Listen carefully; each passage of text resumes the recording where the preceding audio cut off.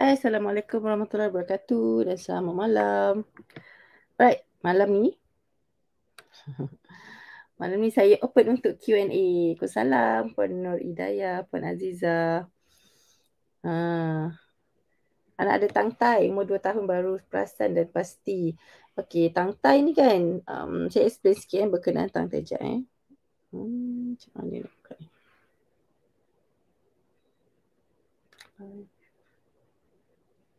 Okay.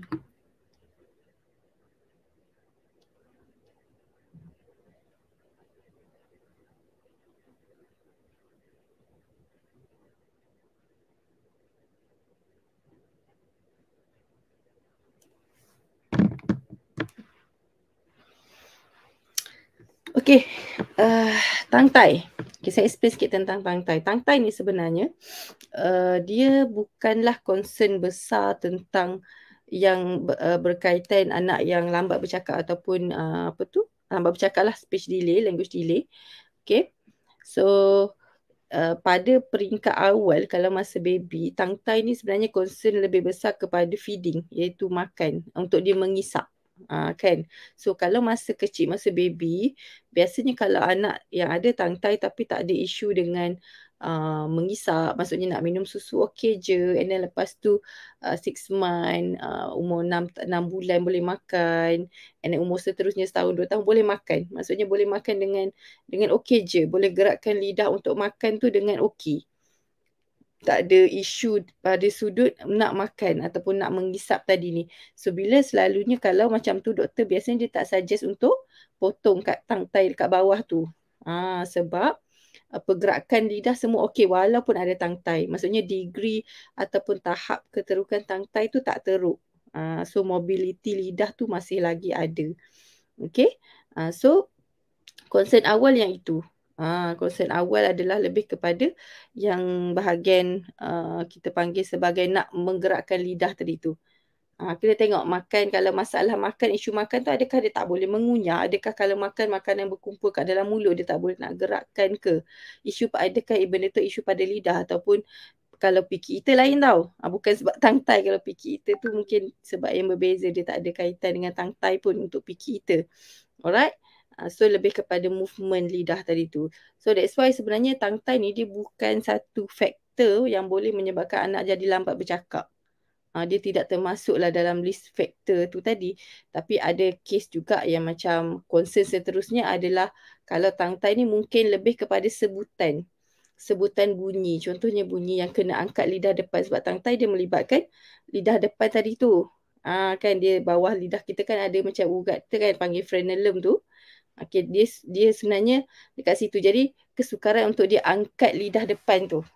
Biasanya kalau tangtai. Jadi ada bunyi-bunyi tertentu yang mungkin anak akan susah nak sebut. Contohnya bunyi teh, seh yang kena angkat lidah. Tapi movement bila kita bercakap sebenarnya movement lidah kita tak banyak sangat. Tak sebesar movement untuk makan.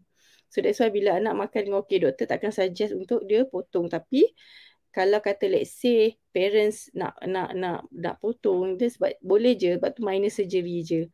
Tapi still kalau anak yang lambat bercakap walaupun tangtai dan walaupun dah potong tangtai tu tadi, masih lagi kena undergo terapi juga. Dia bukanlah potong tu terus-terus anak boleh bercakap. So kena check juga adakah disebabkan oleh mobility of tongue mobility ataupun memang ada isu lain.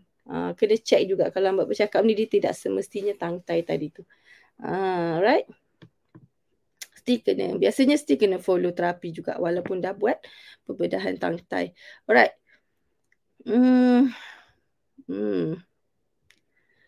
So cuba tengok faktor lain dulu. Okay, nak surgery boleh, tapi cuba tengok faktor lain. Adakah faktor vocab? Adakah faktor lain selain isu tangtai tadi tu? Sebab tangtai tu mungkin secara kebetulan ataupun mungkin sebenarnya bukan faktor utama pun. Kan? Alright.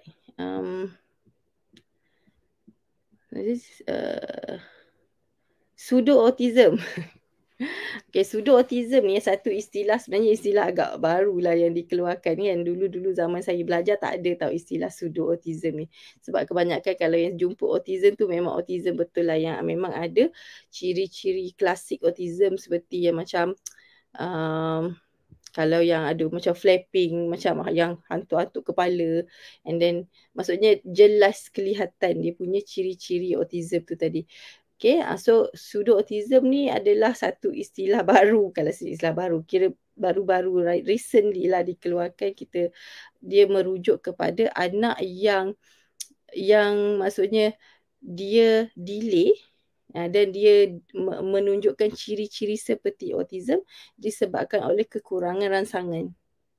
Maksudnya dia lahir tu sebenarnya tak ada autism pun. Dia lahir tu bukan dengan autism, tapi disebabkan oleh mungkin tak cukup rangsangan yang diberikan, ataupun anak dia sendiri memang tak dapat rangsangan yang mencukupi. Contoh rangsangan tu apa? Rangsangan pada sensori dia, mungkin dia tak banyak bermain, dia tak banyak explore dunia sekeliling, terlalu banyak screen time menyebabkan dia tak explore, tak communicate, tidak bersosial dengan orang lain, kurang komunikasi dengan orang lain, kurang interaksi dengan orang sekeliling, kurang, yang saya kata itulah, kurang bermain, kurang explore dia punya sensory, all the senses yang ada 7-8 sensory tu tadi, kurang di-explore dan kurang didedahkan. So kita akan melihat banyak ciri-ciri yang macam anak tadi kekurangan maksudnya sensory punya stimulation, and also kita boleh tengok dari sudut sosial disebabkan oleh kekurangan rangsangan pada anak tadi ni bermain dan berinteraksi dengan orang lain, menyebabkan dia sosial dia akan ada masalah. Okay, dia tak pandai nak main, dia tak pandai nak bergaul dengan orang lain. So ciri-ciri autism tu kita nampak disebabkan oleh kurang rangsangan. So anak-anak yang sudo biasanya lah yang macam dia panggil sebagai, tak tahulah, saya suka cakap autism jadian kan. Autism jadian ni, pseudo autism ni, biasanya bila bagi rangsangan dia akan cepat dapat dia punya kita dapat balik dia punya skill tu. Tapi rangsangan tu kena bagi dengan sangat banyak. Kena bagi balik benda yang mungkin rangsangan awal yang dia patut dapat tapi tak dapat. So itu maksudnya pseudo. Dia ada ciri-ciri autism tapi macam tak berapa nak complete, macam tak berapa klasik. Dia macam tu. Tapi saya nak explain klasik autism tu susah nak explain. Okay, tapi sebagai terapis, sebab saya dah 16 tahun melihat anak autism, jadi saya tahu mana satu ciri klasik, mana satu tak. Daripada pandangan mata tu, saya biasanya kalau tengok cakap okay ni memang autism. Ataupun kalau tengok macam terlebih gadget je ni, ada yang macam tu. Alright, so dia ada ciri-ciri. Nak explain betul agak susah sebab dia more on observation, more on kita punya experience lah untuk observe anak-anak ni. Okay, alright. Umur berapa boleh kesan anak ada simptom autism? Okay, simptom autism ni biasanya boleh dilihat pada usia paling awal, setahun lebih dia dah start, setahun setengah macam tu dia dah mula ada. Macam contoh eye contact kurang, mungkin tak pandai bermain ataupun tak berminat nak main orang lain, ataupun mungkin ada repetitive behaviour, contohnya macam macam flapping ke, ataupun hantu-hantu kepala kat dinding. Maksudnya maksudnya sebab dia ada banyak atau ciri-ciri autism, dia ada banyak domain yang kita kena tengok. So setiap dua dia nampak macam dia tidak berminat dengan interaksi, contohnya kan tumpuan dia pun kurang, dia tidak respon sekiranya kalau kita panggil ke apa, mungkin ada ciri-ciri macam tu. Selalunya muncul setahun lebih. Bawah setahun jarang, susah nak tengok. Okay, ke bawah setahun susah sikit nak tengok. Actually boleh, tapi kena ada ilmu lah untuk tahu. Tapi usually orang tak perasan sangat. So setahun setengah tu biasa kita start nampak. Paling awal diagnose autism adalah setahun 6 bulan. Tu paling awal. Tapi selalunya diagnosis yang tepat ataupun diagnosis biasanya doktor akan buat pada usia 2 tahun. 2 tahun. 2 tahun tu biasanya kebanyakan ciri-ciri dah keluar dah. Dan biasanya kalau anak ada kes yang macam contohnya anak yang tiba-tiba skill dia hilang. Contoh masa lahir, masa setahun lebih tu nampak macam okey, nampak macam dia develop bercakap, semua eye contact semua okey, tiba-tiba setahun 2 tahun lebih hilang. Dalam range 2 tahun, setahun ke 2 tahun tu hilang. Kan hilang tu maksudnya tiba-tiba tak bercakap, tiba-tiba tak ada eye contact, tiba-tiba skill dia macam drop tau. Dia punya performance, dia punya apa yang dia dah dapat tu tiba-tiba macam hilang.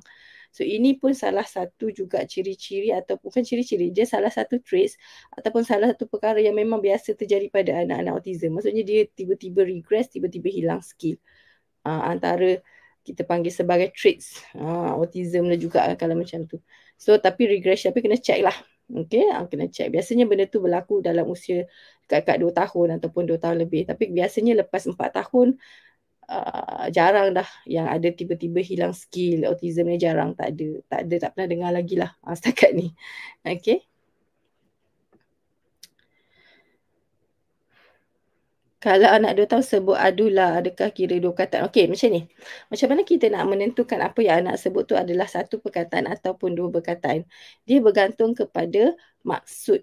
Dia bergantung kepada maksud dan apa yang dimaksudkan oleh anak tu pada ketika. Contoh, okey, sebab ada perkataan yang kita memang menggunakan perkataan tu maksudnya dia memang terdiri daripada 2 perkataan tapi kita guna untuk satu maksud. Contoh dia, terima kasih. Terima kasih kita tak kira sebagai 2 perkataan, kita kira sebagai satu. Sebab maksud dia adalah satu, iaitu ucapan terima kasih sebagai satu sebenarnya. Dan kita always kalau kata orang bagi something, kita cakap terima kasih. Kita tak akan cakap terima apa, tukar. Terima sayang ke contohlah kan. So dia always terima kasih. Jadi kalau anak sebut terima kasih, sebenarnya benda tu adalah satu patah perkataan. Ataupun contohnya, kalau kita always sebut macam ni, kita always sebut meow cat, contoh. Meow cat, tu kan meow cat contohnya. So anak akan menerima meow cat tu sebagai satu perkataan merujuk kepada binatang itu. Binatang yang spesifik tu. So kalau dia sebut meow cat, kita tak boleh benda tu kira sebagai 2. Sebab itu adalah merujuk kepada satu makna. Okay, so kalau contoh adulah. Adulah ni dia boleh guna, adulah tu dia macam, la tu not really perkataan. Dia macam, dia panggil apa tak ingatlah apa istilah dia untuk la ni. Sebab la tu dia tak ada spesifik, dia bukan ada satu spesifik meaning, dia macam tambahan. Tapi kena tengok selain adulah ada tak lagi perkataan lain. Contohnya macam makan apa. Sebab makan boleh ditukar-tukar perkataan tu. Makan nasi, makan mi, makan buah, makan apple. And every tu setiap satu ayat tu maksud dia berbeza. Kalau makan nasi merujuk kepada aksi makan spesifik kepada objek nasi. Kalau makan mi merujuk kepada objek makan spesifik kepada objek mi. Jadi dia bertukar maksud. So kalau bertukar maksud yang tu kita kira sebagai 2 ataupun lebih perkataan. Dia bergantung kepada maksud. Tapi kalau contoh ada anak dia belajar perkataan tu dia ambil penuh. Dia ambil contoh ada anak ni dia always menggunakan where are you mama, where are you, always. So kalau dia nak cari mama dia akan sebut mama, where are you. Dia cari ayah dia akan sebut ayah, where are you. Kan dia akan sebut always where are you tu dia sebut sekali, dia tak pernah where apa. Dia tukar where is my shoes contohnya. Maksudnya where tu tidak pernah digunakan dengan perkataan lain, hanya where are you sahaja. So where are you tu merujuk kepada satu situasi bila dia nak cari parents dia sahaja. Dia tak gunakan benda tu untuk yang menandakan maksud lain macam teddy bear, where is my shoes, where is my teddy contohnya kan. So dia tu menunjukkan maksud lain dengan menggunakan where tadi tu. So bila macam tu, selalunya kita akan kira where are you tu sebagai satu perkataan because dia merujuk kepada specific meaning. So dia berkait dengan maksud sebenarnya. So sebab anak dia belajar, dia bukan tahu berapa banyak perkataan ayat tu. Dia belajar through, dia dengar benda tu merujuk kepada situasi mana. So dia terus ambil benda tu sebagai satu untuk di particular situation. So yang tu kita kira sebagai satu dan kena tengok ada tak perkataan-perkataan lain yang juga 2 patah perkataan. Jangan hanya bergantung kepada satu tu je. Alright? Biasanya kalau muncul 2 ni kita akan boleh nampak ada beberapa 2 patah yang lain juga. Macam tu. Okay.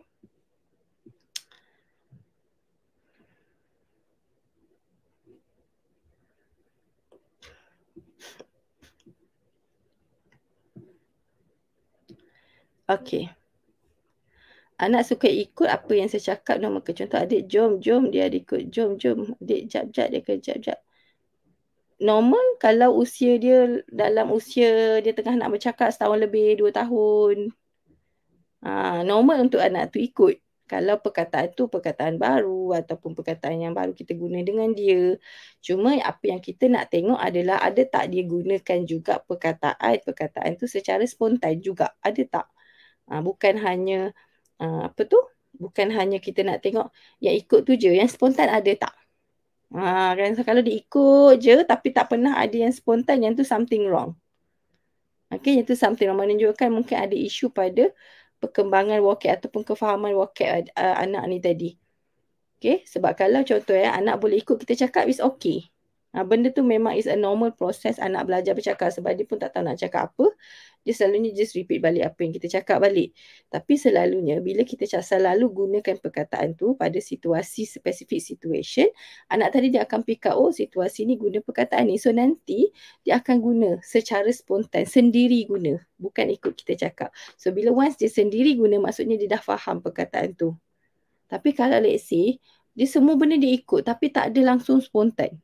Ini something wrong dengan perkembangan vocab dia. Ada something yang kita kena buat untuk improve kefahaman vocab dia. Macam tu. Okay, so apa yang menentukan okey ke tak okey bahasa anak ni tadi, always kita tengok yang spontan. Anak tiru ke tak tiru, kita tengok yang spontan. Spontan tu maksud apa? Yang memang dia cakap sendiri tanpa perlu kita suruh ataupun suruh dia tiru kita cakap. Tadi even ada anak yang tak tiru. Okay, even ada anak yang tak tiru pun tapi dia terus cakap je. Ada. So it's okay sebab kita always tengok yang spontan. Sebab cara kanak-kanak belajar tu dia tak sama. Alright. Okay, anak 2 tahun ST mungkin ada masalah nak meniru, selalu pandang mulut bila cakap tapi dia tak follow. Ajak buat bunyi AI masa gosok gigi pun tak ikut. Tak apa, kalau macam tu tambah je vocab dulu. Jangan fokus anak untuk tiru sampaikan menyebabkan kita mengehadkan proses untuk tambah vocab anak. Kan jangan kita nak fokus untuk dia tiru buat bunyi tu sampai kita hadkan, kita tak tambah vocab dia. So selalu ni saya kata kalau anak tak tiru dulu, especially kalau usia 2 tahun macam ni kan, 2 tahun macam ni, sometimes memang dia tak tiru. Tapi apa yang anda boleh buat adalah cuba bagi sebanyak mungkin vocab. It's okay untuk dia tak tiru. Kita bagi peluang untuk dia tiru. Tapi kalau dia tak tiru masa tu, it's okay kita tambah lagi vocab dia. Dia macam tu. Okay, contohlah kita buat gosok gigi. Kita buat, adik tengok mama buat I. Cepat-cepat adik buat I juga. I. Buka mulut je. Nak gosok ni. I. Tengok mulut mama buka besar. So, so kalau kata let's say dia tak buat, dia tengok, dia senyum, dia sengih je kan. Tengok mama gosok gigi, gosok. Kita teruskan bagi perkataan tu. Kita just tunggu untuk dia respon. Tapi kalau dia tak respon, it's okay. Kalau kata bukan tak respon, maksudnya kalau dia tak buat, tak tiru apa yang kita buat tu. Kalau dia buka je mulut contoh. Itu pun dah cukup bagus dah sebenarnya. Okay. Kalau dia buka, dia buka mulut. Okay, jom kita gosok gigi, gosok. Kita gosok. So, teruskan bagi vocab tadi tu. Dan juga teruskan juga tambah buat bunyi tu sebanyak kali yang mungkin. Jangan bila kita buat beberapa kali anak tak tiru, kita dah give up dah kan. Sebab ada anak yang memang tak tiru. Tapi tiba-tiba dia cakap spontan. So kalau anak tu tak tiru tapi tiba-tiba dia bercakap spontan dan banyak, then it's okay. Sebab meniru tu is a process untuk anak belajar bercakap. Tapi goal utama kita adalah untuk anak tu spontan. So kalau anak tak tiru, dia ada spontan dan tak ada masalah benda tu. Kalau anak tiru dan ada spontan pun tak apa. Sebab itu the process macam mana anak belajar. Dia bukan satu benda yang kita kata anak tu wajib tiru untuk belajar bercakap. Tak juga, ada anak yang memang tak tiru. Tapi kena tengoklah. Maksudnya dia tak tiru tu sebab kekurangan vocab ke, ataupun dia sendiri pun tak faham yang dia kena tiru. Dia tak faham yang dia kena buat benda tu, faham tak? Ada anak dia tak faham dia kena buat ke benda tu. Adakah dia kena buat? Ataupun dia okay, enjoy tengok kita buat doing the show. Dia just tengok kita buat. Faham tak? Dia just tengok, memang dia tengok without knowing yang dia kena tiru benda tu. Okay. Sebab sometimes macam tu. So dia ada kena cuba pelbagai teknik, pelbagai cara, pelbagai peluang untuk anak kita cuba nak bagi anak tu faham yang dia kena tiru ataupun kena buat something kan. And then cuba tambah vocab banyak-banyak dulu untuk dia faham. Okay. Anak gagap di awal permulaan, contoh abah adakah normal? Kalau usia 2 ke 5 tahun ada gagap, yang ini biasanya adalah gagap normal. 2 ke 5 tahun. Dalam range 2 ke 5 tahun. Sebab dia ada time yang anak akan tergagap-gagap untuk bercakap sebab dia tengah mencari perkataan. Ataupun dia tengah macam berfikir apa perkataan dia nak cakap. Macam tu kan. So dia akan tergagap-gagap 2 ke 5 tahun. Dia akan, tapi gagap yang normal ni biasanya dia berlaku on and off. Okay, kadang-kadang ada, kejap lagi hilang, kejap lagi ada balik. Kadang-kadang dia tak konsisten. Bulan minggu ni ada, lepas tu hilang, nanti muncul balik. Biasanya macam tu gagap normal dalam range 2 ke 5 tahun. Tapi kalau anak dah berusia lebih daripada 5 tahun, 6 tahun, 7 tahun masih lagi gagap, yang tu kena check. Mungkin gagap itu adalah gagap yang masalah. Alright. Okay. Anak 2 tahun masih tak boleh sebut vocal OU, konsonan S pun keluar bunyi K. Satu lagi dia jenis sebut satu suku kata. Kalau daddy dia panggil hujung jadi. Okay, so kalau macam ni, OU bukan agak susah, sebenarnya satu bunyi yang agak susah berbanding A. Tu kalau apa tu? S dengan K memang 2 tahun kalau tak boleh sebut seh dengan ke masih lagi normal. Kalau dia tukar kepada bunyi lain pun masih lagi normal. Okay, sebab dengan ke range dia, perkembangan dia sehingga 4 tahun. So kalau bawah 4 tahun tak boleh sebut dan masih lagi dikira di consider as normal sebutan bunyi. Cuma kena tengok untuk 2 tahun kalau dia cakap hujung-hujung sebenarnya masih normal. Tapi apa yang kita nak tengok menentukan bahasa dia normal ataupun tidak, adakah anak tadi vocab dia ada dalam lebih kurang 50 yang dia dah sebut ataupun kurang.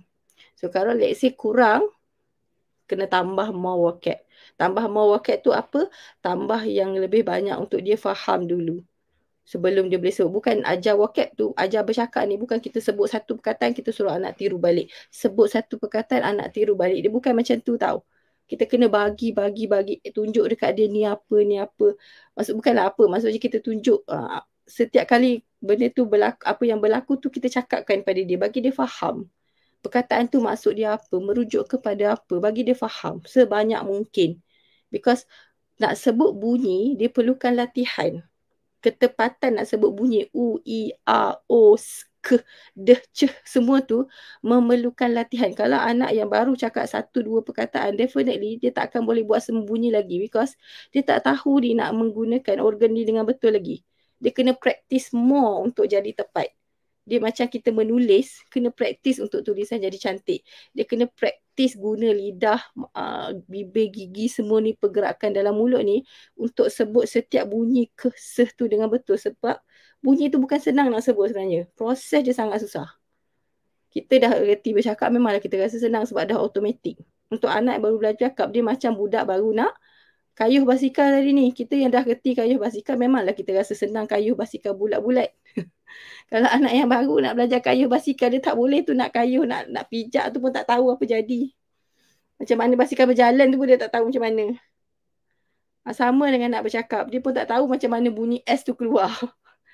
Keluar tu pun tak tahulah macam mana, dia pun tak perasan. Asal keluar je. Dia tak boleh nak control lagi. Because dia perlukan sangat banyak latihan. Jadi kalau anak tu baru bercakap, especially baru ada few words. Bunyi, baru ada beberapa perkataan je, sikit sangat. So kita tak akan concern sangat tentang bunyi yang dia salah sebut. Tapi concern more on development of vocab dia. Berapa banyak vocab yang dia dah ada, tu lebih penting. Okay, sebab by tambah vocab dia dan bercakap lebih banyak, dia akan lebih banyak praktis menggunakan organ ni, pertuturan ni. So lebih banyak praktis, sebutan dia akan makin jelas. Itu dia punya flow dia. Fokus kepada tambah vocab, bukan fokus kepada sebutan bunyi. Untuk 2 tahun, bawah 3 tahun, jangan fokus kepada sebutan bunyi. Fokus pada development bahasa dia, vocab dia, ayat dia yang tu. Okay. Sebab bawah 3 tahun sebarang bentuk pelan adalah normal. Bawah 3 tahun sebarang bentuk kesalahan sebutan adalah normal. Okay. Sebab masih lagi tak matang dia punya development organ pertuturan tu tadi. Okay. Kalau dari kesan penderaan,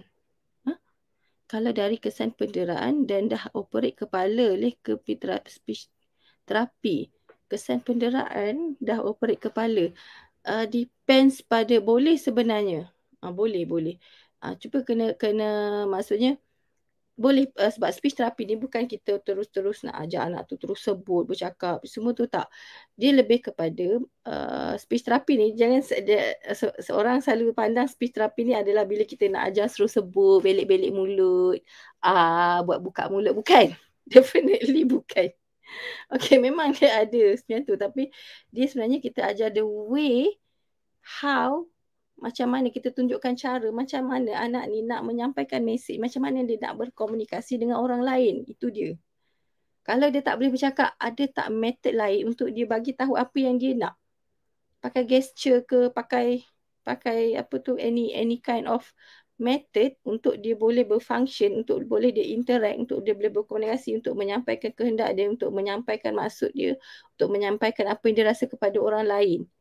Supaya sebagai seorang manusia kan kita ada banyak keperluan, kita perlu menyampaikan banyak mesej. So macam mana anak ni nak sampaikan mesej?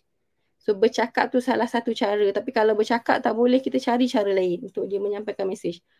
Okay, untuk supaya kita nak improve the quality of anak tu punya life.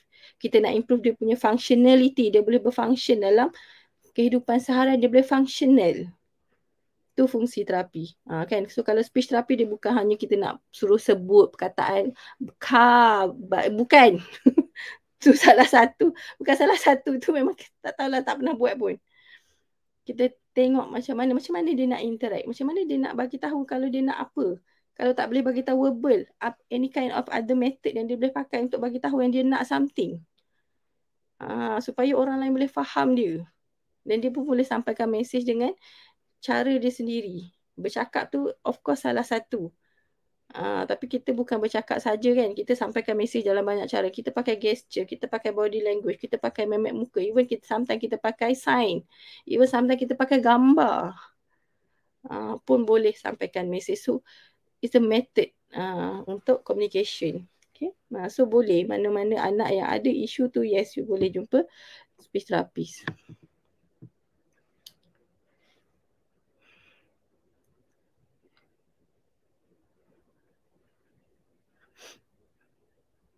Okay.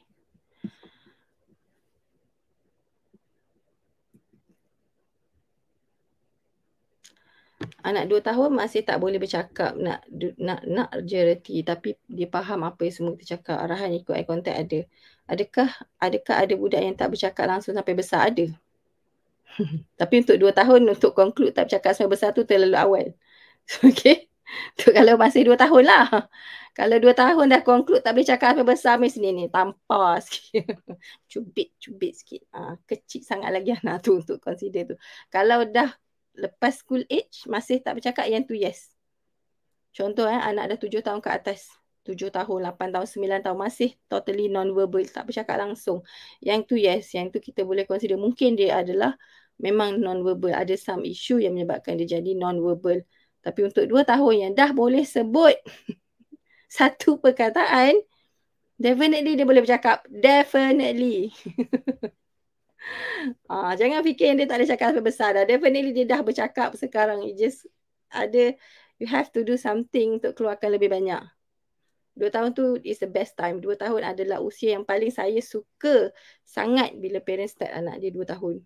Sebab masa ni anak tu akan absorb dengan berbanyak dan sangat dia ada satu ruang masa yang agak besar untuk kita develop dia sehingga nak sampai critical age untuk dia belajar bercakap. Sampai critical age ni adalah sehingga 5 ke 6 tahun. Itu critical age untuk belajar bercakap dan berkomunikasi.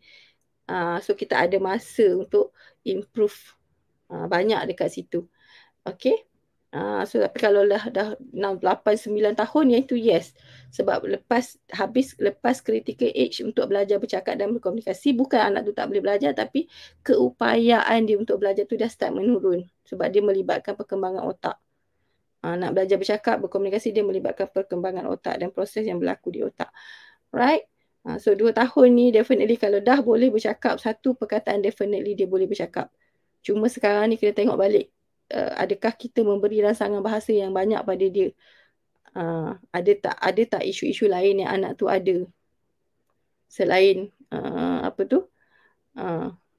dia faham apa semua kita cakap tu, selalu saya macam macam tu sikit. Sebab sometimes anak ni pandai, dia tengok bukan faham apa yang kita cakap, tapi kalau benda adalah rutin, memang dia faham. Tapi mungkin dia faham through kita punya gesture. Mungkin dia faham through kita punya situation. Okay, so tentang vocab ni sebenarnya, kalau untuk anda yang dah join kita punya program yang tengah berlangsung sekarang ni, iaitu Talk Camp, yang mana saya memang fokus kepada development of vocabulary, macam mana nak ajar vocab. So bagi anda yang tak join lagi, saya bukan saya minta, saya invite anda untuk join dan program ni percuma je. talk camp. Bercakap talk camp yang saya sangat fokus kepada how to develop the vocabulary. Dan macam mana kena faham vocab yang macam mana sebenarnya kita nak tengok pada anak kita. Dan it's not about, selalunya lah ajar bercakap ni mostly 80% sebenarnya kita parents report anak tu faham, bila check balik sebenarnya tak cukup faham. Itu dari pengalaman saya lah. Bila parents cakap faham ni, semua arahan dia faham. Semua arahan dia faham. Semua. Saya kata arahan apa? Kalau arahan yang rutin harian, usually yes, memang dia faham sebab vocab untuk rutin tak banyak mana pun. Okay, vocab untuk rutin tak banyak mana pun sebenarnya. Tapi untuk bercakap buat ayat, dia kena tahu sangat banyak perkataan. Okay, yang tu saya tak nak explain detail, saya tak nak explain kat sini. Kan? So kalau anda boleh join talk camp, saya tak ada tak link tim saya masuk ke tak malam ni. Kan? Boleh, kalau tak ni boleh tengok dekat page. Anda boleh tengok dekat page di TikTok pun ada. Maksudnya anda boleh tengok lepas ni, boleh tengok dekat page register talk camp tu. Register talk camp, dan program ni adalah percuma. Ada 6 kelas saya buat. Setiap hari Isnin dan Khamis ada kelas dia malam. Dan benda ni free. Okay, benda ni free. Tak berbayar pun, sebab tu saya suruh anda join. So kalau bagi free pun tak join, aku tak tahu nak kata apa. Okay, dan itu nanti saya ajar tentang macam mana nak tambah vocab anak sebanyak mungkin. Macam mana kita nak faham anak di level mana. Right?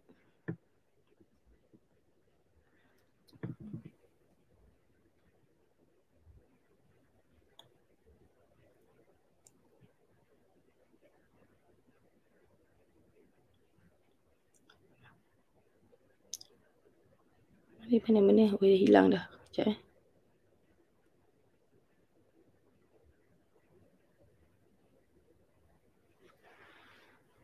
Pernah handle anak yang ada kes preventricular leukomalacia. Wow, apa tu? Macam tak pernah dengar je. Kan, masalah yang macam mana tu? Dia sebenarnya, nanti saya google. Saya pun tak tahu apa benda tu, preventricular leukomalacia tu. Minta maaf lah, saya tak pernah dengar. Tapi kalau let's say dia masalah melibatkan apa, tu kan nak google, sebab phone saya tengah guna untuk live sekarang ni. Saya nak google. Okay, nanti saya google.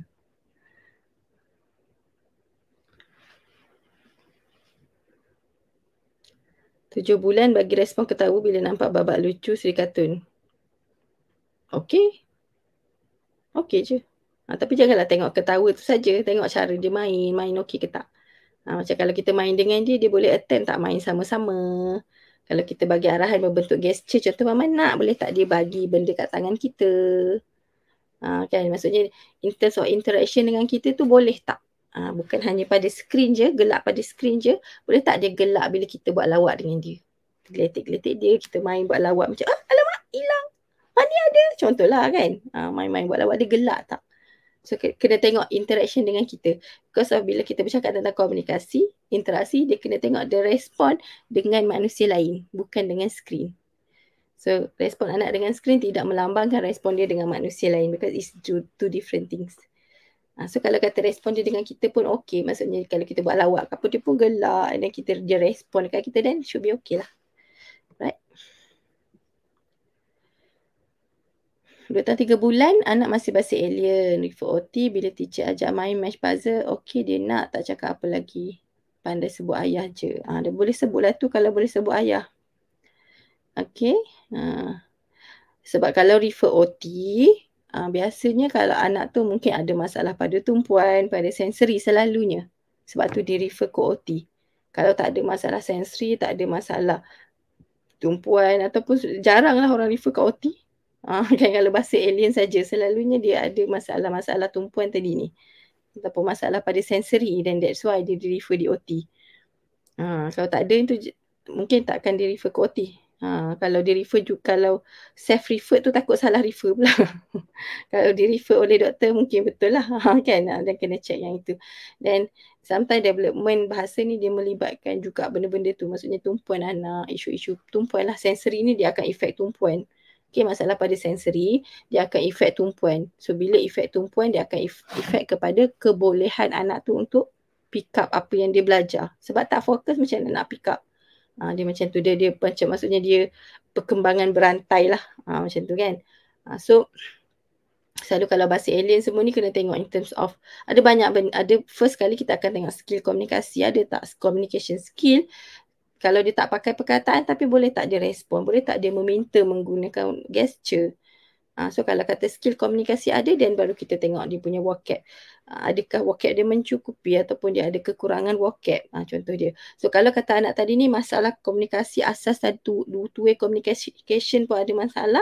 So kita akan fokus betulkan yang itu dulu, because itulah asas dia. Skill komunikasi adalah asas dia. Kalau belajar bercakap tapi skill komunikasi tak ada, dia tak akan boleh pakai tu. Because bercakap digunakan untuk berkomunikasi dua hala. Kan? Kita bercakap, kita nak gunakan bahasa verbal tadi ni, bercakap tu, vocab yang kita, perkataan kita sebut, kita gunakan, kegunaan dia adalah supaya kita boleh berkomunikasi dengan orang lain. Kita boleh menyampaikan maksud, kita boleh memberitahu, kita boleh bertanya soalan, kita boleh faham apa yang orang cakap pada kita. Kita boleh respon balik untuk orang lain. Bila orang lain bercakap dengan kita, itu fungsi dia. Tapi kalau let's say anak kita ni, dia tak boleh buat function communication tadi, dia tak tahu macam mana nak minta, dia even tak tahu how to show something, dia tak tahu how to respond. So kalau dia ada bahasa sekalipun, dia tak akan boleh apply dan guna untuk berkomunikasi. So that's why, sebab tu saya kata asas sebelum kita anak tu boleh bercakap, dia develop communication skill dulu.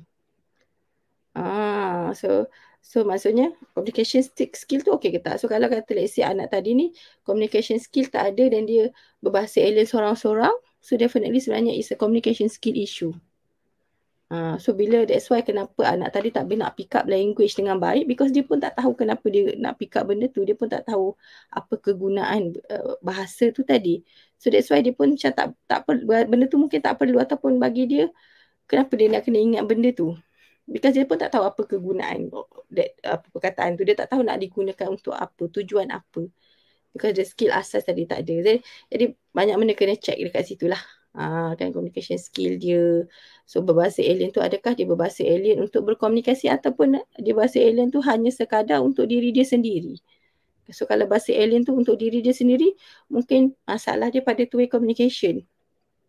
Okay, tapi kalau let's say dia macam nak bercakap dengan kita, macam nak cerita, bawa benda datang kat kita, showing lah kan, tunjuk kat kita benda dan guna bahasa alien. Kalau yang tu, itu masalah pada vocab. So treatment dia berbeza. So kalau anak yang masalah komunikasi, treatment dia lain. Anak yang masalah vocab, cara untuk kita ajar tu lain. Treatment dia berbeza. Okay, so join talk camp. Itu saya ajar. Bukan promote, tapi memanglah saya suruh lah join. Kan nanti tanya lagi sekali. Anak kadang-kadang jalan berjengkit tapi tak tahu cara nak halang. Berjengkit ni kena tengok tak, berjengkit ni kena tanya occupational therapist lah, dia orang lebih tahu dan lebih pakar tentang anak jalan berjengkit ni, because kita kena check is it the sensory, is it ada masalah sensory, because sebab tu anak tu berjengkit. Sebab anak berjengkit ni selalunya dia ada kaitan sama ada balance. Kalau yang saya ingat saya lah biasanya saya tanya teacher OT, dia akan cakap, okay, first kalau kata mungkin masa kecil anak tu berjengkit, mungkin dia nak balancekan badan. Tapi kalau lah let's say anak tadi berjengkit pada certain texture, mungkin sensory. Dia tak boleh nak tolerate tu. Texture, certain texture pada tapak kaki dia. Setengah tempat jalan rata, setengah tempat dia tak boleh dia jengkit. So tu mungkin sensory yang dia tak boleh nak tolerate. So kalau macam tu, lebih kena banyakkan bagi rangsangan sensory lah. Kan bagi lebih pendedahan kepada different texture ni tadi. Okay. Tapi kalau terlalu lama, anak jalan berjengkit terlalu lama, maksudnya lama dah. Dah sampai 3-4 tahun jalan berjengkit. Iaitu kemungkinan kalau tak ada masalah sensory dah settle pun, dia akan ada efek dekat dia punya kaki tu. Saya tak tahu apa istilah dia, tapi yang saya tahu dia jadi yang kat belakang kaki kita tu kan, belakang kaki tu dia kan ada urat kan. Ada muscle, ada tendon or something lah kat situ, benda apalah nama dia saya tak ingat. Tapi bila anak tu always jalan berjengkit, position dia berjengkit, menyebabkan urat kat situ dia dah jadi short, pendek. Jadi dia nak turunkan kaki dah tak boleh, because dia pendek. So selalu ada sampai ada setengah tu kena buat surgery untuk turunkan tu, because urat tu dia dah pendek. Dia dah biasa macam gitu kedudukan dia. Kan, so kena check dengan OT or something lah on the issue. Okay.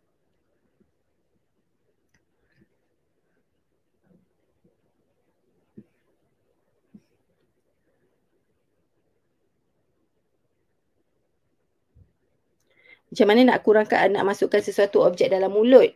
Anak seusia setahun 8. Okey, setahun 8 kalau masih lagi masuk objek dalam mulut masih lagi normal tau. Masih lagi normal. Sebenarnya kalau bawah 2 tahun normal untuk anak masukkan objek ke dalam mulut. Normal untuk dia masukkan dalam mulut. Cuma kita make sure benda yang dia masukkan dalam mulut tu adalah benda yang selamat lah. Benda yang selamat. Kalau mainan dia yang kita tahu bersih ataupun yang selamat, dia takkan tertelan ataupun coking. Yang ni okey, biar je. Biar je dia masuk mulut dan lepas tu kita tunjukkan pada dia, kita tunjuk benda tu apa. Bagi tahu benda tu apa. Sebenarnya dia tengah explore. Dia masih lagi berada di exploration stage. Okay, tahap explore. Dia tengah explore bentuk, dia tengah explore benda tu rasa macam mana. Because anak yang kecil, anak yang usia macam tu, dia masih lagi tak boleh nak explore sepenuhnya menggunakan tangan. Contohnya macam kita, sebab kita dah boleh 3D hand tau. 3D hand. 3D hand yang kita boleh 3D. Kalau anak kecil dia tak boleh 3D hand. Dia macam ni, dia grasping, masih lagi grasping. So kalau grasping, dia pegang benda macam ni. Macam ni. Dia tak boleh rasa bentuk benda tu. Tapi kita sebab kita dah ada 3D, manipulation 3D, kita boleh rasa bentuk objek tu macam mana. So kalau untuk anak yang kecil, yang masih lagi grasping, that's why dia masukkan dalam mulut. Sebab satu-satunya ruang 3D adalah mulut. Mulut 3D. Dia boleh rasa bentuk. So that's why dia masuk, dia dah pegang-pegang, dia masuk mulut. Dia nak rasa bentuk tu, rasa macam mana, is it keras, lembut. And also the 3D part.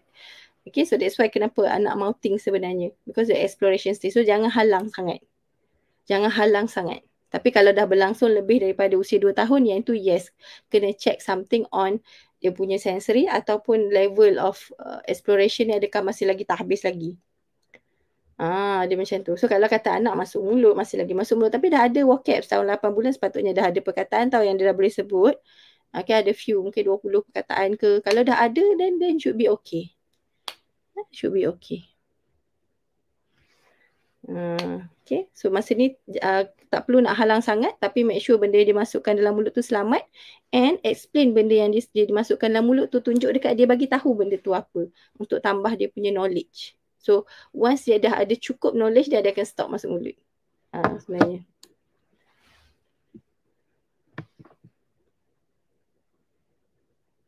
Dua tahun bila ajar dia cakap, kadang-kadang buat tak buat tak nak ikut. Buat tak nak ikut tu tak apa. Bagi tahu je. Tak apa. Macam mana nak bagi anak cakap jelas? Sebab dia cakap laju, susah nak faham. Tengok umur anak berapa. Kalau umur anak macam bawah 2 tahun, bawah 3 tahun, then should be okay lah. Kita yang kena perlahankan cara kita bercakap. Satu cara adalah tengok balik cara kita bercakap slow ke laju. Cara kita bercakap dengan dia. Sebab anak ni kadang dia tiru cara orang dewasa bercakap dengan dia. So kalau kita jenis cakap laju, anak kita ada tendensi yang sangat tinggi juga untuk cakap laju because kita cakap laju. Tapi kalau like say anak tu dah 4-5 tahun dan laju sangat sampai sebutan dia berterabur, tapi dah boleh buat ayat panjang. Contoh anak dah boleh buat ayat panjang, dah boleh cerita. Contoh anak 5 tahun ke, sebab saya tak tahu umur anak yang bertanya ni, puan yang bertanya. Okay. Kata dah 5 tahun, bercakap panjang ni tapi laju, so sebutan dia habis ke laut. Yang tu yes, yang tu boleh pergi terapi or something untuk kita slow down kan dia punya pace. Dia ada cara lah untuk slow downkan pacing dia ni. Okay, slow downkan sikit sebutan tu supaya sebutan tu lebih tepat. Tapi kalau let's say bawah 3 tahun, check balik cara kita bercakap dengan dia macam mana. Okay, dan kita yang kena slow downkan kita punya pace.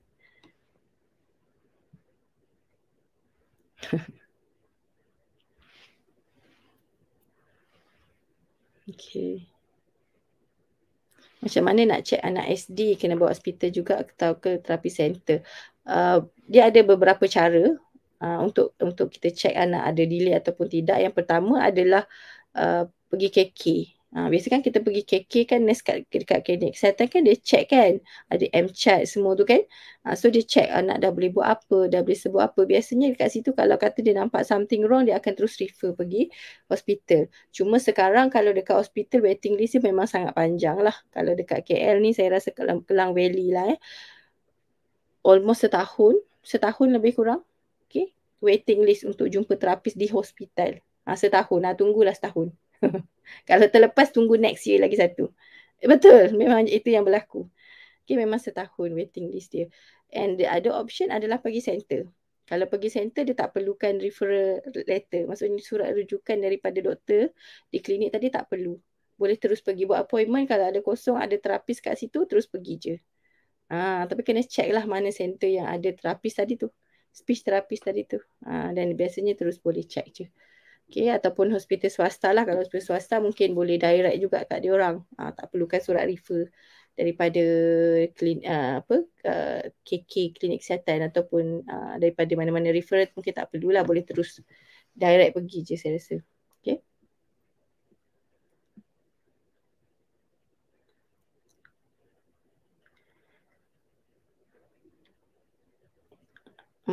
Nak tanya tak ada, dah habis. Baik.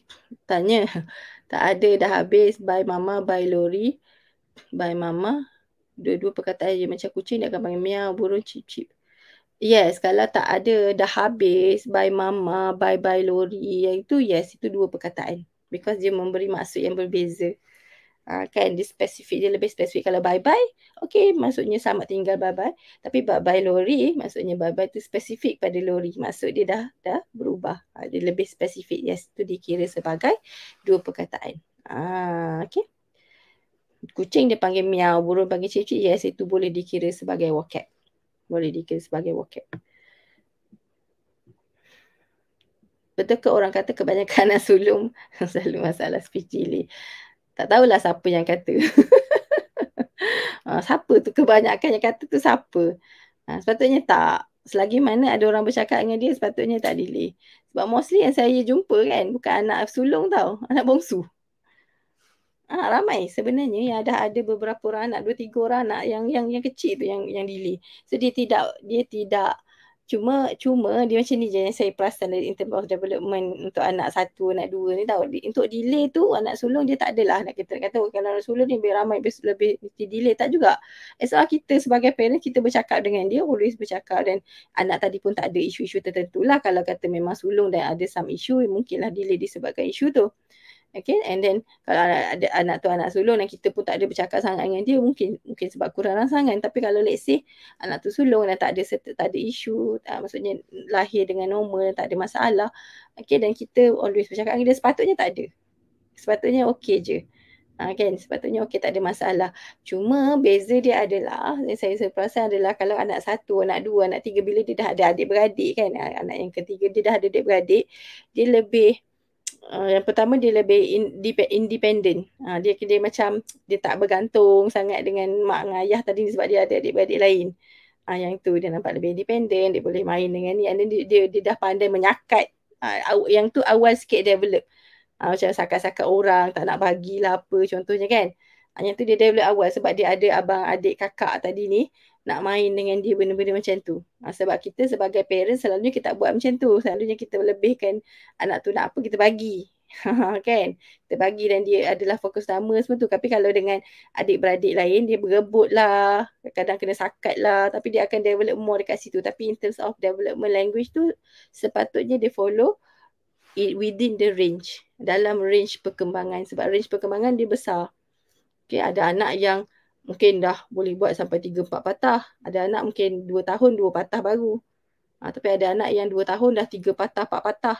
Tapi still in the range, then should be okay. Dia kita tengok adakah anak kita berada dalam range. Dia bukan pertandingan, tapi kita nak tengok just kalau ada dalam range perkembangan yang normal, then should be okay. Dia macam tu. Okay. Okay, phone saya ni macam nak meninggal je. Phone bateri dah low ni.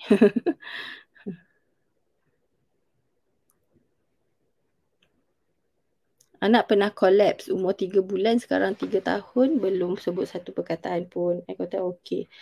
Okay, collapse sebab apa tu? Collapse sebab apa? Adakah collapse tu menyebabkan isu-isu lain, contohnya kecederaan pada otak ke? Ataupun collapse disebabkan apalah. Contoh anak yang pernah kena sawan, sometimes sawan boleh menyebabkan anak hilang skill untuk bercakap. Kalau sawan tadi menyebabkan kecederaan pada bahagian otak yang kontrol untuk bercakap tadi ni. Kan contohlah kalau sawan. Okay. And kena tengoklah anak tadi ni collapse sebab apa. So sometimes collapse, sometimes kalau ni mungkin ada setengah tu tak tak berkaitan pun. Dan mungkin anak tu delay tadi bukan disebabkan oleh isu collapse tadi ni. Mungkin sebab benda lain. Kan.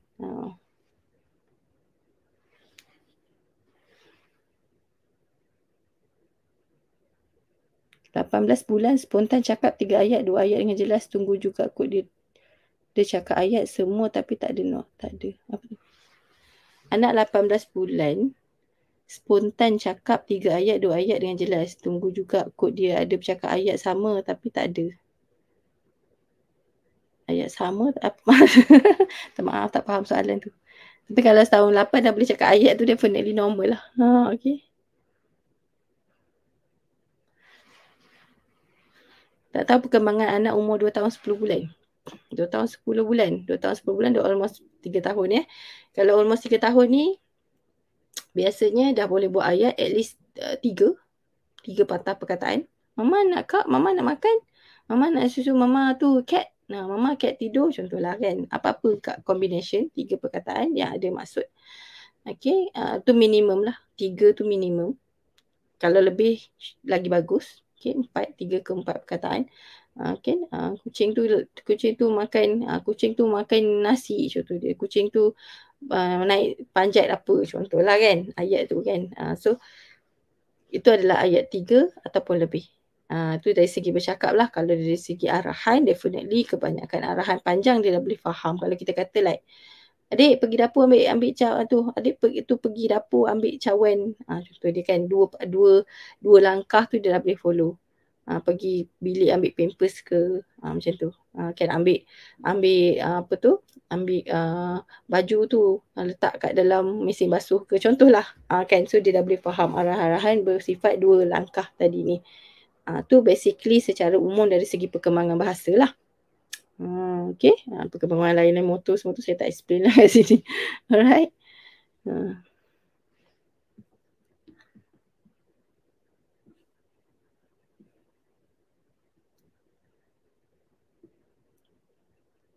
Tahun lebih tahu sebut nak je, Syarah ni faham. Okey je tahun lebih. Tahun lebih tu lebih berapa? Kalau bawas tahun 6 baru satu perkataan tu dah sepatutnya okey lah. Okey, anak 4 tahun lebih masuk 5 tahun di teks PDL sebab ada anak buah seumur juga tapi boleh story boleh jawab kalau kena tanya sekarang refer speech kat hospital. Cara kerja, Ensu jumpa doktor bagian pakar nak hantar anak ke sekolah. Sekarang kalau tanya dah boleh jawab sebab limited ayat nak keluarkan. Cuma masih tak boleh cerita. Farah semua. Ada tips. Ajar bercerita. Jenuh nak bagi tips ni panjang. Sebab kan dah boleh bercakap kan. Limited vocab. Puan Sri cakap dia limited ayat nak keluar. So fokus kepada ajar ayat. Macam mana nak ajar ayat? Kita yang kena bagi banyak contoh ayat dekat dia. Dia cakap ayat tu, make sure kita bagi lebih. Dia cakap ayat 3 patah perkataan, make sure kita bagi lebih balik dekat dia. Bagi balik ayat tu tapi lebih. Dia macam tu. Okay. Bagi contoh ayat panjang tu macam mana. Kita always kena bagi contoh dekat dia. Dia jangan expect dia dapat ayat tu sendiri. Kita yang kena bagi more. Kita kena bagi lebih lah. Kalau dia dah cakap 3, kita bercakap dengan dia, make sure guna lebih daripada 3. Kita bercakap dengan dia, guna lebih. Nak bagi dia dapat tu. Right? And benda tu adalah vocab. Dan always kena banyak bercerita dengan dia.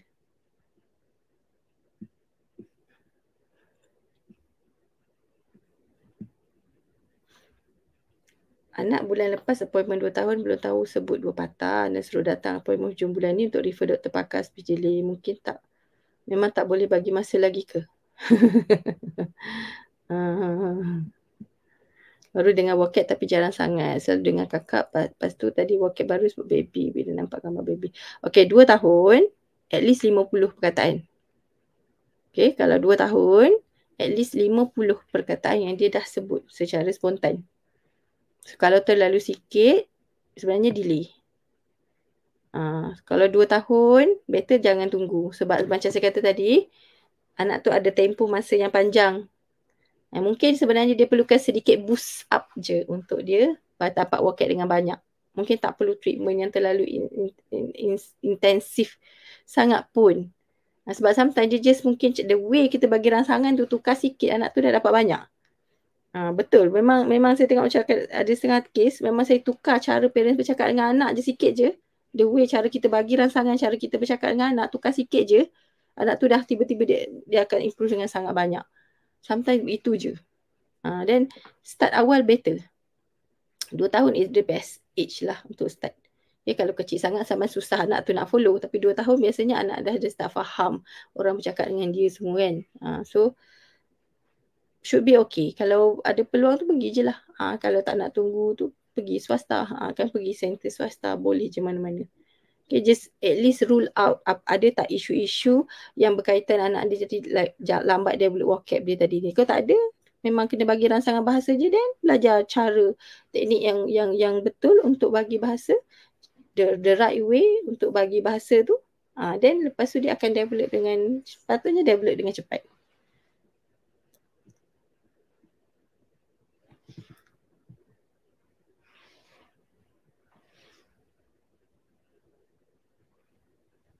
Anak tahun 6 no words pergi jumpa OT sampai 2 tahun ada 2 patah. Okey dah tu. Anak 18 bulan spontan keluar contoh tengok buku nampak video sebut tapi tak ulang cakap okey ke? Okey, asalkan spontan. Jangan kata asalkan spontan. Jangan expect anak tu ikut semua benda yang kita cakap. Dan meniru kita bercakap tu sebenarnya selalu berlaku awal-awal stage anak-anak bercakap je. Once dia dah boleh bercakap, once dia faham maksud komunikasi tu macam mana, once dia tahu yang dia kena bila kita berkomunikasi lebih kepada how to respond, dia tak akan ulang balik. Patutnya 3 tahun ke atas sebenarnya anak tak ulang balik sangat dah apa yang kita cakap. Okay. Selalu umur setahun lebih je dia ulang. Itu pun sebab dia tak faham benda kita cakap tu. Tapi kalau let's say tanpa dia ulang tapi dia ada spontan, then benda tu tak apa. Sebab aim kita untuk dia dapat spontan. Right?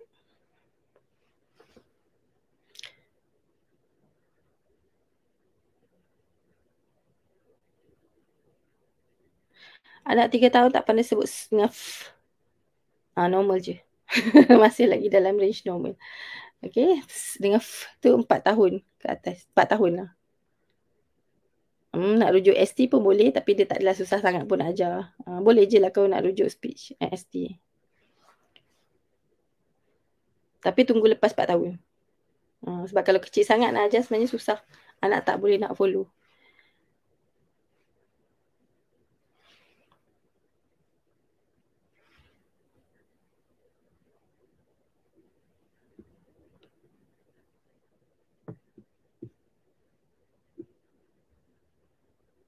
Anak 4 tahun dah boleh sebut, tiru and dengar arahan tapi belum pandai sembang. Kenapa?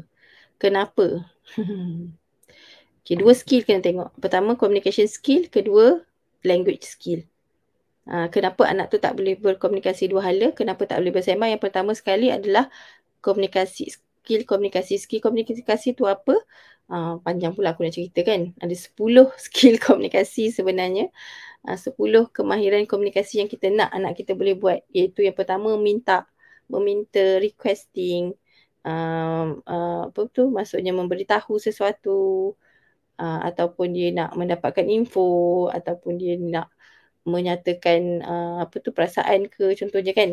Itu adalah komunikasi skill lah, communication skill. Okay, apa yang anak tu boleh buat.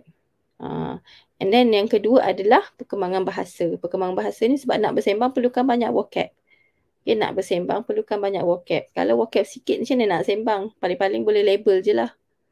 Kan boleh sebut sikit-sikit. Tapi vocab tak banyak macam mana nak bercerita.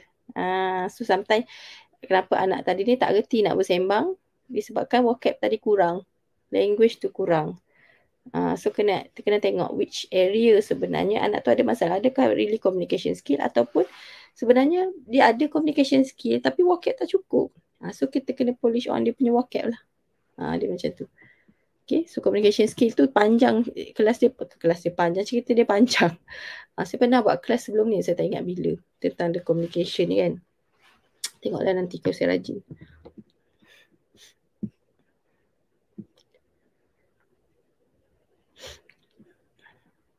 Okay, last 10.49.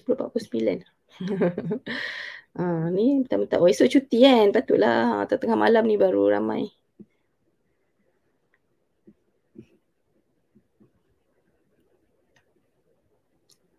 Anak 2 tahun boleh parrot talk tapi tak boleh 2 perkataan.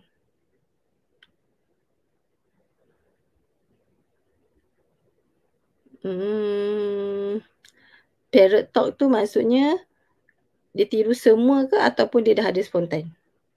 So kalau semua dia tiru tapi spontan yang single words ada ke tak ada, soalan dia.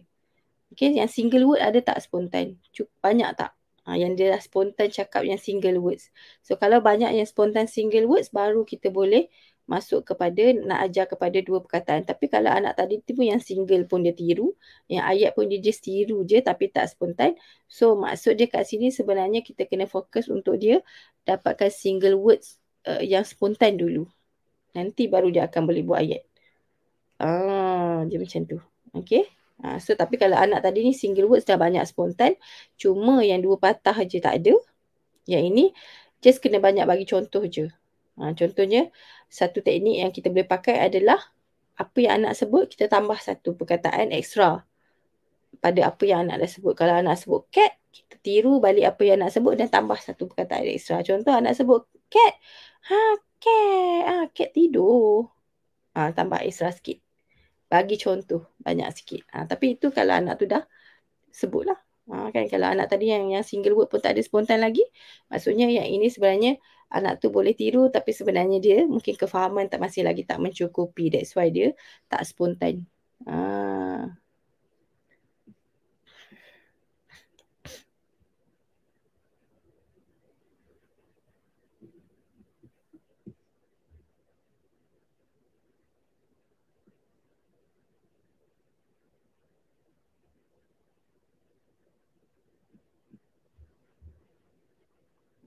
Yang ada CAS.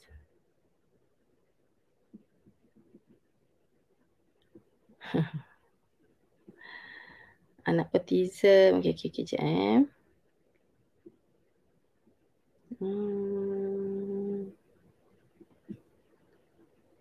Bisa tengok soalan-soalan nanti saya simpulkan. Okay.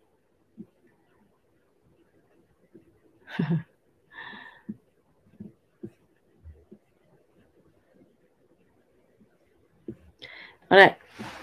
Okay, so saya simpulkan. Saya simpulkan dekat sini bagi yang tanya macam anak autism boleh bercakap ke, kenapa anak tak cakap lagi, kenapa anak tak sebut. Sebenarnya proses anak nak belajar bercakap tu dia ada proses yang anak kena lalu. Dia bukanlah semudah anak tu bila once dia faham dia terus cakap. Once dia faham dia terus akan sebut. Dia tidak semudah itu. Dia bukan macam kita yang dah boleh bercakap. Dia berbeza. Okay, macam kita dah boleh bercakap sebab kita dah tahu nak gerakkan organ ni macam mana. Yang kita dah tahu fungsi bahasa tu apa. Sebab tu bila kita pergi belajar bahasa baru, contohnya kita pergi kelas Mandarin ke, kita pergi kelas bahasa Arab ke, kita automatik bila kita belajar perkataan tu kita akan boleh, kita ingat, kita hafal, kita akan tahu nak guna bila because kita dah faham the function of bahasa tadi dengan communication. Untuk apa? Kan kita dah faham benda tu. Tapi untuk anak yang baru nak belajar bercakap, yang kecil lagi ni, kan anak kita ni setahun, 2 tahun, 3 tahun ni, 4 tahun ni tadi, dia tengah faham. Dia bukan hanya hafal perkataan tu je.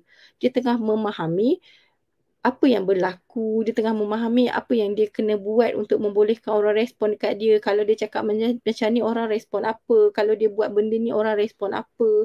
Dia tengah nak memahami the situation yang dipanggil sebagai interaction, komunikasi dua hala. Dia just nak cuba nak faham. Dia tak memahami the proses tu. Sebab dia tak ada lagi skill macam kita. Dia tak ada foundation bahasa lagi. Belum ada. Sebab dia tengah build the foundation. So, bila kita nak ajar anak untuk bercakap dia, of course kita kena ajar dia juga sebenarnya perkataan tu yang kita ajar tu bukan hanya dia faham dan ingat tapi juga bila nak pakai. Kita kena tunjuk bila nak pakai sebab tu sangat-sangat penting bila kita ajar bahasa pada anak, kita kena ajar in the right situation. Maksudnya dalam situasi yang sebenar. Dan baru dia akan tahu, oh okey masa ni sebut perkataan ni dan ini respon orang dekat dia. Kalau dia guna perkataan ni, this is the response. Ini perkataan ni digunakan masa situasi yang macam ni untuk tujuan ini dan ini respon orang dekat dia. Dia kena nampak tu, the proses kalau dia buat ini apa akan jadi. Dia macam cause and effect punya things. Kalau dia sebut perkataan ni, dia buat bunyi ni, apa orang akan respon kat dia. So kalau itu yang akan menentukan sama ada dia nak teruskan buat, dia nak teruskan cakap ataupun dia nak berhenti. Sebab dia bergantung kepada orang apa yang dia buat, apa effect, cause and effect. Itu the learning process yang anak tu belajar. So biasanya anak-anak akan belajar dulu communication skill. Dia akan belajar dulu macam mana nak tarik perhatian orang, how to attract people's attention untuk tengok dekat dia. Mungkin dia menjerit, mungkin dia menangis, mungkin dia tarik tangan, mungkin dia tarik baju, mungkin dia buat apa, dia panggil nama. So dia tahu cara untuk attract orang punya attention, dia tahu cara untuk approach orang sebab dia tahu okay, kalau dia cerita macam ni apa respon orang bagi dekat dia. Maksudnya dia akan belajar dulu communication skill. Communication skill tu dia dapat dulu sebelum bercakap. Tapi dia menggunakan metod lain lah. Dia guna gesture, dia guna memek muka, dia guna suara. Tapi kita tahu dia ada communication. Dia tahu how to use other method ni selain bercakap untuk tujuan komunikasi. Tapi lepas tu baru dia akan develop bercakap. Sebab tu kalau anak yang tertinggal communication skill tadi ni, dia akan ada masalah untuk bercakap juga, ataupun mungkin dia boleh develop bercakap ni tadi, tapi kalau communication skill tak ada, dia tak akan boleh guna untuk bersembang ataupun buat two-way communication. So dua benda ni sangat berkait rapat dan kena tengok. So that's why sebenarnya anda kena kena betul-betul belajar apa itu communication skill, macam mana kita nak tahu anak kita ni ada isu communication skill ataupun tidak. Dan of course macam mana nak tambah bahasa. Sebab sometimes bila kita ajar anak bercakap kan, sekarang sangat-sangat banyak lah saya tengok isu yang anak memang tak tahu nak sebut. Sekarang, currently. Dulu tak sangat, sekarang. Dia macam evolusi. Dia macam evolution tau. Daripada saya dulu saya lepas grad sampai sekarang, dia pasal lah tu dia berbeza tau daripada dulu dengan sekarang. Tak sama. Sekarang saya tengok sangat ramai sebenarnya ada isu anak tak boleh nak sebut balik. Dia faham tapi tak boleh nak sebut balik. It's more on lebih kepada planning, motor planning. Dia tak reti nak menggunakan organ untuk mengeluarkan bunyi. Dia tak reti. Mungkin something related kepada lifestyle. Ada benda sebab lifestyle berubah dulu dengan sekarang kan. Tapi the way kita nak ajar tu sebenarnya, skill yang kita nak ajar, skill yang kita nak tambah dekat anak always sama. Okay, anak dulu dengan anak sekarang, kemahiran tu sama je sebenarnya. Cuma beza dia mungkin dulu-dulu develop skill, apa maksudnya kalau kita kata develop skill sensory tu lebih mudah, sekarang nak develop skill sensory tu lebih susah. So ada ramai sebenarnya ada isu yang motor planning yang macam tak reti nak sebut, faham tapi tak boleh sebut, sangat banyak sebenarnya. That issue lah. So of course ada cara rangsangan yang kena bagi, yang kena tengok balik dan kena ingat satu benda dekat sini, bila ajar anak bercakap, okay, jangan suruh dia bercakap. Tu saya cakap, bila ajar anak bercakap, kita tak perlu suruh untuk dia sebut. Kita yang kena bagi. Dia ada cara, ada teknik untuk kita bagi peluang untuk dia bercakap tanpa perlu kita suruh. Dan jangan expect anak tiru setiap perkataan kita cakap, memang tak. Okay, jangan expect kita sebut dia cakap balik. Kita sebut dia cakap balik. Kita sebut dia cakap balik. Memang takkan berlaku macam tu. Tapi macam mana kita nak suruh tu, kita kena bagi banyak contoh macam mana nak guna perkataan. Kita kena banyak bagi contoh situasi untuk dia guna perkataan tu, bila nak pakai. Kena bagi tunjuk contoh. Kita memang kena tunjuk banyak contoh. Bila nak pakai perkataan ni, situasi ni, perkataan apa kena sebut. So itulah maksudnya kena bercakap banyak dengan anak tu, sebab kita nak memberitahu dia perkataan tu maksud dia apa. Perkataan tu maksud dia apa. Setiap sebiji butir perkataan tu maksud dia apa. Bila nak pakai, situasi macam mana. Kan? So sangat banyak. Sebab tu kena involvekan anak dalam pelbagai situation. Sebab kita nak ajar dia vocab tu nak guna masa bila. Kan, baru dia tahu untuk bersembang tentang situasi ni apa nak disembangkan, situasi ni apa yang nak disembang. Kalau kita tak pernah tunjuk, dia takkan reti pakai. Dia takkan tahu nak bersembang apa pada situasi, specific situation tu. Okay, kita yang kena tunjuk banyak contoh dekat dia. Of course ada method dia. So that's why sebab tu saya kata join program saya buat tu, talk camp tu. Just join. Okay, commit untuk join. Dan benda tu saya tahu akan membantu ramai orang. Especially kalau setakat nak tambah vocab. Kalau anda nak tunggu juga hospital, tunggulah setahun. Anak dah besar, kesian anak tu. Dia nak bagi tahu banyak benda dekat kita, tapi tak boleh nak bagi tahu kan. And benda tu is mungkin dia macam je simple je sebenarnya. Ilmu tu sebenarnya simple. Kalau kita faham benda tu boleh buat daily. Dia bukannya terapi yang anda nak kena gosok mulut, lidah anak, goreh-goreh, ambil cincin emas ke gosok, tak ada. Nak kena belik-belik mulut, tak ada. Definitely tak ada. Dia just in rutin harian, macam mana kita nak maksimumkan anak untuk belajar bahasa dan bercakap ni tadi. Just using the routine. Sebab itulah sebenarnya time yang anak kena cakap. Masa rutin harian dia. Dan itulah masa sebenarnya yang kita the best time untuk kita ajar untuk bercakap. Even kalau pergi terapi pun, terapi akan suruh balik buat kat rumah dalam rutin. Sebenarnya, kalau pergi terapi, jadi kita boleh identify problem anak tu, tapi yang nak buatnya adalah anda, parents, orang yang duduk dengan anak tu. Yang nak bercakap dengan dia ni, yang nak selalu bagi rangsangan, yang nak dia cakap balik pada orang yang dia kenal, bukan orang lain. Yang kita nak anak tu bercakap dengan parents je. Kalau tak cakap dengan terapi, saya tak kisah. Tapi tak bercakap dengan parents tu, saya kisah. Okay. Jangan anak bercakap dengan terapis, dengan parent tak cakap tu masalah. Alright. Okay. So sekarang saya setakat itu dulu. Alright. So ada tim saya letakkan link untuk talk camp, dan sekarang pun kita so just join je talk camp. Dalam tu banyak teknik. Kita next Monday, okay, hari Isnin nanti adalah sesi yang ketiga, tapi untuk sesi pertama dan kedua anda boleh tengok balik, tapi kena join group Telegram. Kita letak link kat dalam tu, anda boleh tengok balik the two classes tu. And then yang ketiga ini adalah saya nak bercakap tentang bila situasi yang sesuai untuk kita ajar vocab, dan bila is the best time anak akan dapat vocab dengan sangat banyak. Untuk kita make sure vocab yang dapat tu adalah vocab yang berkualiti yang akan digunakan untuk bersembang. Alright, so hari Isnin nanti kelas dia. So jangan terlepas pula. Okay, so boleh join. Pukul 9.30 malam juga saya buat. Alright, itu saja dari saya. Thank you so much. Saya minta maaf saya tak jawab semua soalan. Alright, tapi hopefully membantu anda sedikit sebanyak dapat some idea daripada isu anak masing-masing. Alright, so kita jumpa lagi next time. Jumpa hari Isnin nanti insyaAllah. Okay, Isnin 9.30 malam tau. Dan register tu, Kutuk Camp tu cuba register dekat link yang tim saya bagi. Dan it's free, percuma je.